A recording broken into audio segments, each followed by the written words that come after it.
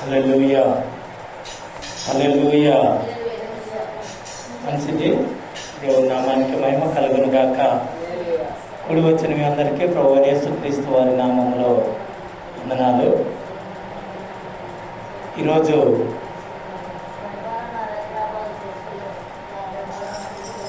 దేవుని సన్నిధిలో దేవుని ప్రేరేపణ కొలది వాక్యాన్ని మనం ఈరోజున ఒక అంశాన్ని తెలుసుకుందాం. ఎందుకంటే ప్రతిసారి ఏదో ఒక అంశంలో దేవుని సన్నిధిలో గడపటము మనకును మన కుటుంబాలకును శ్రేష్కరము, ఆశీర్వాదకరము. కాబట్టి ఈ రోజున 2026 సంవత్సరము జనవరి నెల మొత్తం గడిచిపోయిన తర్వాత మొదటి తారీఖున మొదటి ఆదివారమున 2వ నెలలో దేవుడు మనల్ని ప్రవేశపెట్టినందుకు ఆయనకి ఎంతైనా మనము వందనస్థలమై ఉన్నాము. అయితే ఈ ఫిబ్రవరి నెల మొదటి తారీఖున మనం నేర్చుకోవాల్సిన అంశం ఏమనగా ప్రార్థన ఎలా చేయాలి. ఏంటది? ప్రార్థన ఎలా చేయాలి. విన్నారా? ఎప్పుడన్నా విన్నారా? మంచిది. అయినా మరి ఒకసారి తెలుసుకుందాం. అదేమో ఎలాగంటే, మరి కొంతమంది ప్రార్థన చేశారు బైబిల్లో. మొట్టమొదటిగా ఒక వ్యక్తిని గురించి మనం తెలుసుకుందాం. ఆ వ్యక్తి చేసిన ప్రార్థన, యాకోబు గారు చేసిన ప్రార్థన తెలుసుకుందాం. ఆదికాండము 28వ అధ్యాయంలో మొదటి 21వ వచనం 21వ వచనంలో తెలుసుకుందాం. ఆదికాండము 28వ అధ్యాయము చూద్దాం. అప్పుడు 20వ వచనం 21వ వచనం 28వ అధ్యాయం. అప్పుడు యాకోబు, నేను తిరిగి నా ఇంటికి క్షేమముగా వచ్చినట్లు దేవుడు నాకు తోడయ్యుండి నేను వెళ్ళుచున్నా ఈ మార్గములో నన్ను కాపాడి తినుటకు ఆహారమును ధరించుకొనుటకు వస్త్రమును నాకు దయచేసిన వెడల యెహోవా నాకు తోడయ్యుండును. మరియు స్తంభముగా నేను నిలిపిన ఈ రాయి మందిరమగును. మరియు నీవు నాకిచ్చు యావత్తులో 10వ వంతు నిశ్చయముగా నీకు చెల్లించునని మొక్కుకొనెను. చాలమ్మా. ఏం ప్రార్థన ఇది?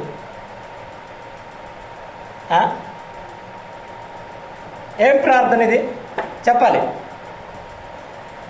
యాకోబు అనే పదమునకు అర్థమేంటో తెలుసా? మోసగాడు. ఈ మోసగాడు తల్లి మాటలు విని తండ్రిని మోసగించాడు, అన్నను మోసగించాడు. అక్కడ నుంచి భయం అయ్యి పరారై వెళుతూ ఉన్నాడు. తల్లి చెప్పిన మాటలు విన్నారు. తల్లులు ఎక్కువ చిన్న కొడుకుంటారు, తండ్రులు కాస్త ఎందుకో పెద్ద కొడుకుంటారు కదా. పెద్ద కొడుకు అంటే తండ్రులకు ప్రేమ ఎక్కువ, తల్లులకేమో చిన్న కొడుకు అంటే కొంచెం ప్రేమ ఎక్కువ. అయితే వాస్తవానికి ఈ రిబ్కాకు ప్రేమ అనేది ఒక భాగం అయితే, దేవుని లేఖనాలు ఏం చెప్తుందంటే పెద్దవాడు చిన్నవానికి దాసుడు అగునని చెప్పేసని లేఖనాలు చెప్తున్న ప్రకారము ఈ రిబ్కాని దేవుడు ప్రేరేపించి యాకోబు ద్వారా తన అన్నను తన తండ్రిని మోసగించి బయలుదేరి వెళ్ళేటప్పుడు ఎక్కడికి వెళుతున్నాడు తెలుసా? ఇంకొక అతను ఉన్నాడు, మోసగాళ్లకు మోసగాడు. లాబాను దగ్గరికి, తన మేనమామ దగ్గరికి వెళ్ళేటప్పుడు అప్పుడు బస్సులు ఉన్నాయా, రోడ్లు ఉన్నాయా? ఏమీ లేవు. అడవిలో పడి వెళ్ళిపోతూ ఉన్నాడు. వెళ్ళిపోయేటప్పుడు మార్గ మధ్యలోకి వెళ్ళేసరికి చీకటి పడ్డది. ఆ చీకటి పడ్డప్పుడు అక్కడ పడుకొని ప్రార్థన చేస్తూ ఉన్నాడు. ఏం ప్రార్థన చేస్తున్నాడు? అయ్యా, నేను వెళ్ళే మార్గంలో నేను చేసిన మోసం ఏదో చేశా, కానీ నేను ఎక్కడికో వెళ్తున్నా. మా మేనమామ ఇంటికి వెళ్తున్నా. నేను వెళ్ళే మార్గంలో నాకు కాలుకు రాయి తగలకుండా, ముళ్ళు గుచ్చుకోకుండా, నా చెప్పు వారు తెక్కకుండా, నా బట్టలు మాయకుండా, నేను వెళ్ళి కదా, నేను తినడానికి ఆహారం కావాలి, ధరించుటకు వస్త్రాలు కావాలి. ఇవన్నీ ఈ అరణ్యంలో దేవుడు సమకూర్చాలట సార్కి. అరణ్యంలో దేవుడు వీటన్నింటిని సమకూరిస్తే ఆయన మరలా రిటర్న్ వచ్చేటప్పుడు నేను తల కింద పెట్టుకున్న రాయి ఉందే, ఈ రాయి దేవుని మందిరంగా ఏర్పాటు చేస్తానని చెప్పేసాను కదా. మనం కూడా అంతే చేస్తాం ప్రార్థన. అయ్యా ఇదిగో నేను పునాది రాయేసా, నెల తిరగబోయేసరికి స్లాబ్ పడితే, ఇదిగో నేను ఎగ్జామ్ రాసా, అందరికి 90 వచ్చిన వాడికి రాకపోయినా పర్వాలేదు కానీ 80 వచ్చి నాకు రావాలి. అప్పుడే నాకు దేవుడు నాకు మేలు చేశాడని సాక్ష్యం చెప్తా కదా. దీన్ని ఏమంటారు? ఈ ప్రార్థన ఏమంటారు ఒకసారి చెప్పండి. ఏమంటారు? బ్లాక్మెయిలింగ్. దేవుణ్ణి బ్లాక్మెయిల్ చేసే ప్రార్థన ఇది. కానీ యాకోబు చేసిన బ్లాక్మెయిల్కి దేవుడు పడిపోయాడా? కాదు సుమి. దేవుని ప్రణాళిక అలా ఉన్నది. దేవుని ప్రణాళికలో యాకోబుని ఆశీర్వదించాలని ఉన్నది. అది ఎలా ఆశీర్వదించాలంటే యాకోబు ఏశావు దగ్గర నుంచి జ్యేష్ఠత్వాన్ని తీసుకోవాలి. జ్యేష్ఠత్వాన్ని తీసుకోవాలంటే ఏశావుకున్న చిక్కుడుగాయల కూరని రుచిపరచాల, వాడు దాన్ని కోరాల. ఇదంతా దేవుని ప్రణాళిక. వెళ్ళిపోయాడు అక్కడ ప్రార్థన. ఇంకొక వ్యక్తి ప్రార్థన చూద్దాం.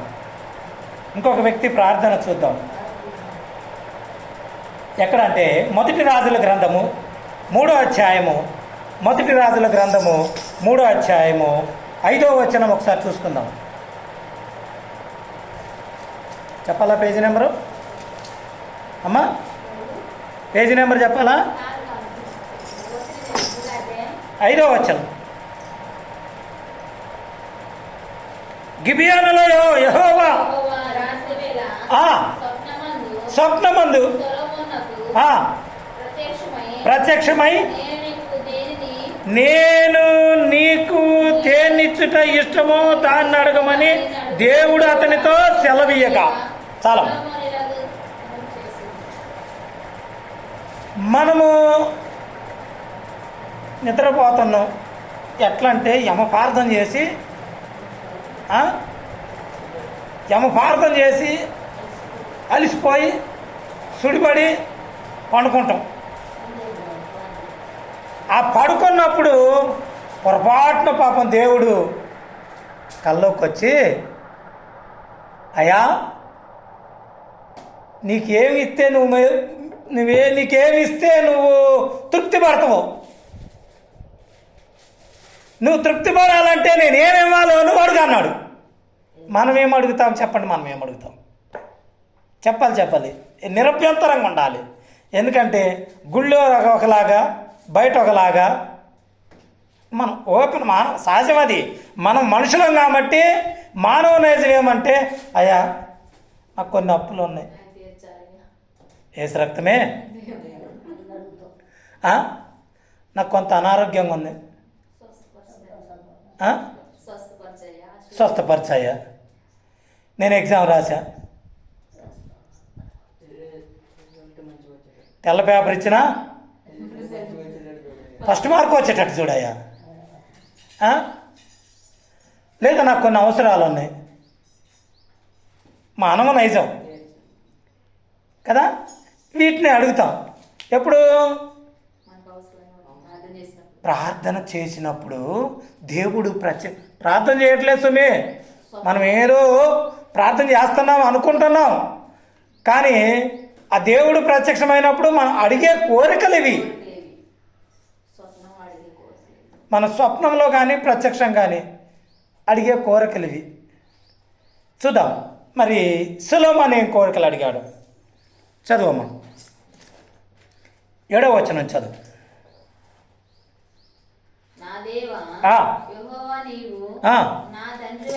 నా తండ్రి అయిన దావీదునకు బదులుగా నీ దాసుడనైన నన్ను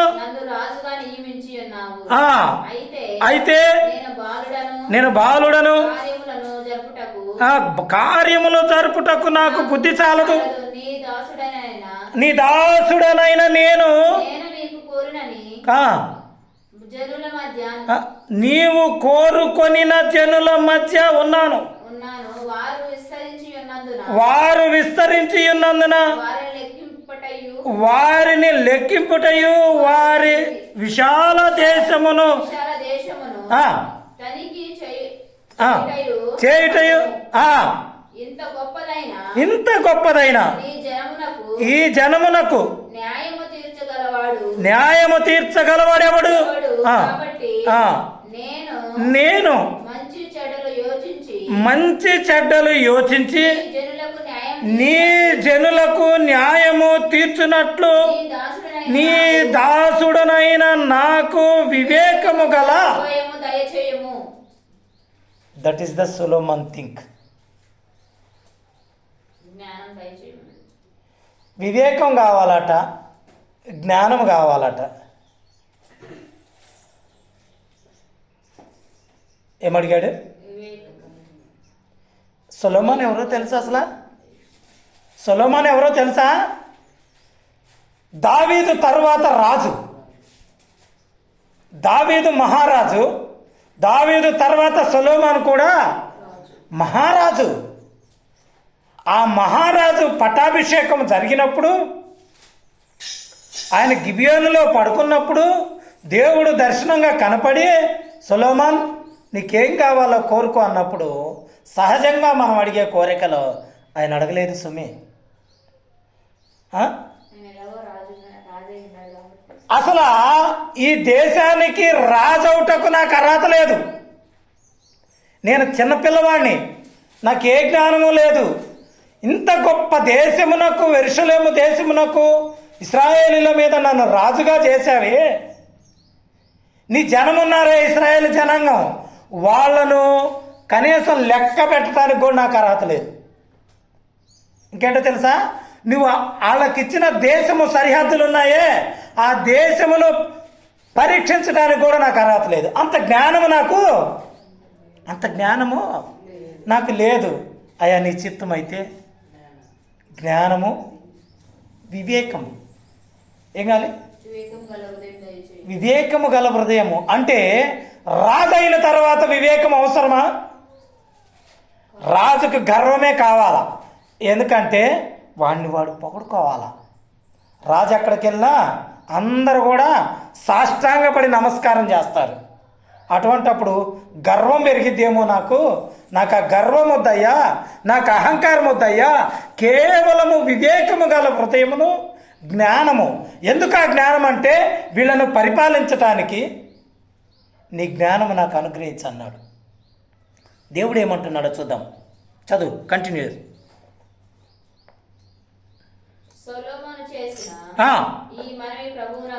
సొలొమోను చేసిన ఈ మనవి ప్రభువునకు అనుకూలమాయను గనుక దేవుడు అతనికి ఇలాగూ సెలవిచ్చెను, దీర్ఘాయువునైనను ఐశ్వర్యమునైనను నీ శత్రువుల ప్రాణమునైనను అడగక న్యాయము గల గ్రహించుటకు వివేకము అనుగ్రహించమని నీవు అడిగితివి. నీవు ఇలాగున అడిగినందున నీ మనవి ఆలకించి ఉన్నాను. బుద్ధి వివేకము గల హృదయము నీకిచ్చుచున్నాను. నీ వంటివాడు ఒక్కడును లేడు. ఇక మీదట నీ వంటివాడు ఒక్కడును ఉండడు. మరియు నీవు ఐశ్వర్యమును ఘనతను ఇమ్మని అడగక పోయినను నేను వాటిని నీకిచ్చుచున్నాను.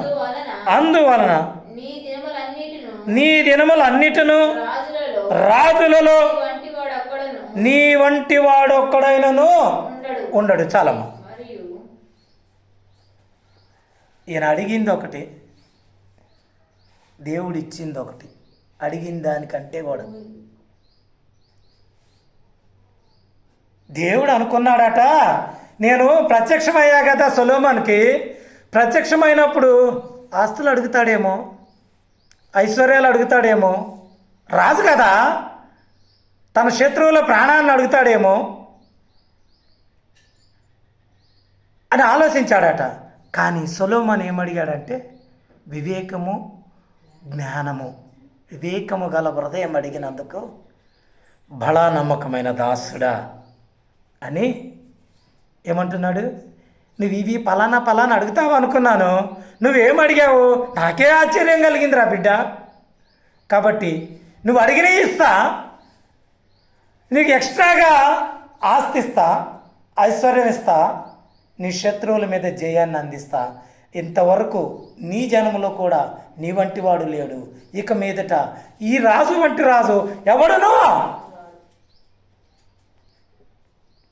కదా. మనము చేసే ప్రార్థన అలా ఉండాలి.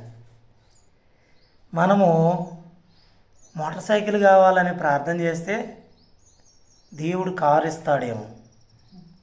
అసలు ఆయన కారు ఇద్దామనుకో నీకు ప్రత్యక్షమైండు, నువ్వేమో లోబితో అయ్యా నాకు ఒక మోటార్ సైకిల్, ఈ సైకిల్ దొక్కలేకపోతానంటావు. వారి వారి వారి వారి పిల్లాడా, నీకు కారు ఇద్దామనుకున్నానా నేను? అప్పుడేమంటావు, తూచాయి గారు దేవుడా ఇది తూచి నాకు కారే కావాలి కదా అంటావా? తూచిన దేవుడు ముందుకు గెలవు, కలవు, కుదరవు. అందుకే అడిగేటప్పుడే వినయము కలిగి, విధేయత కలిగి. ఎపిసీలకు రాసిన పత్రిక 3వ అధ్యాయము 20వ వచనంలో స్పష్టంగా మాట్లాడుతూ ఉన్నాడు దేవుడు. 21 చూసుకుందాం. చెప్పాలా పేజీ నెంబరు? 174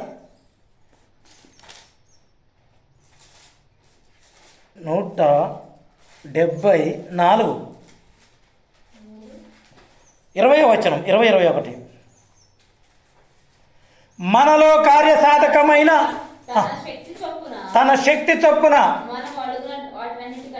మనము అడిగిన వాటి కంటే అన్నిటికంటే ఊహించిన వాటన్నిటికంటే అత్యధికముగా చేయ శక్తి గల దేవునికి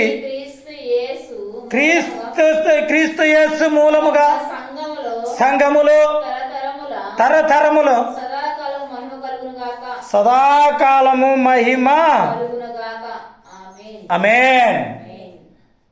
హల్లెలూయా. నాకెన్నో మేలులు చేసితివే, నీకేమి చెల్లింతును దేవా, నీకేమి అర్పింతును. నాకెన్నో మేలులు చేసితివే, నీకేమి చెల్లింతును దేవా, నీకేమి అర్పింతును. హల్లెలూయా యేసునాథా, కృతజ్ఞత స్తుతులు నీకే. హల్లెలూయా యేసునాథా.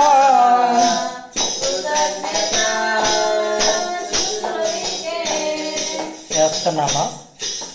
ఎన్నో మేలు చేస్తున్నాడు దేవుడు, కానీ ఆయనకు మనము కృతజ్ఞతలు చెల్లించట్లే. సొలొమోను అడిగింది వేరు, ఆయన అడిగింది ఆవగింజ అంతే.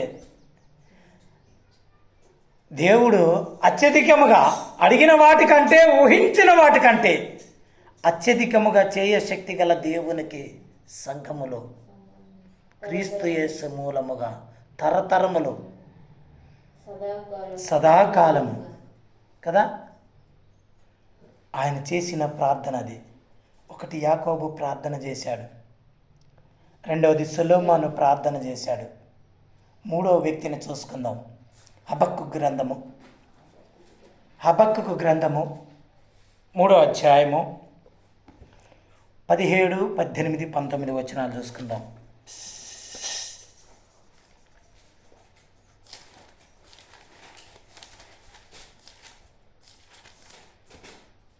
772. 3వ అధ్యాయము 17, 18, 19 వచనాలు.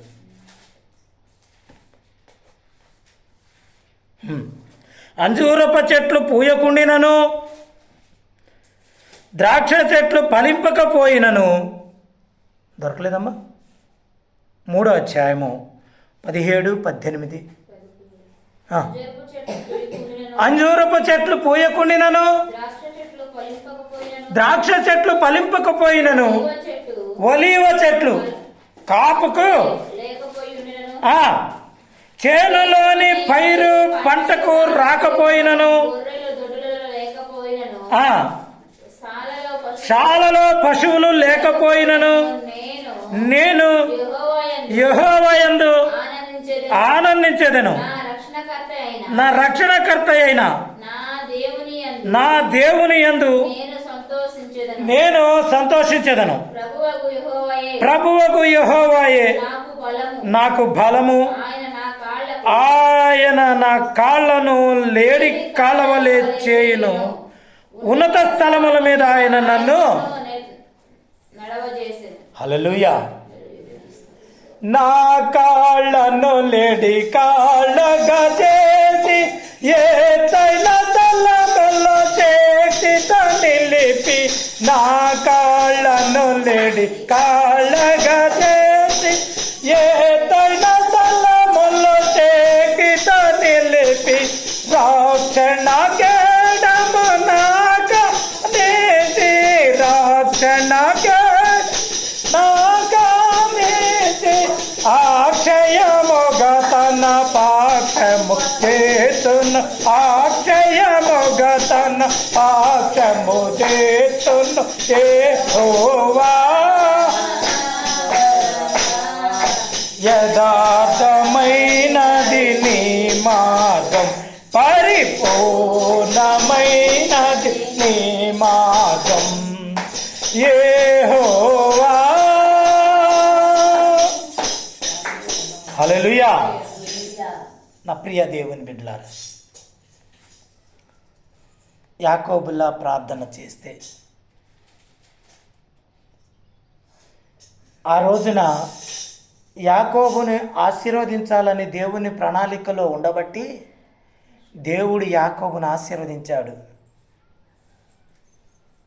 కానీ అటువంటి ప్రార్థనకు కాదు స్వామి దేవుడు ఆలకించేది. సొలొమోన్లా ప్రార్థన చేస్తే.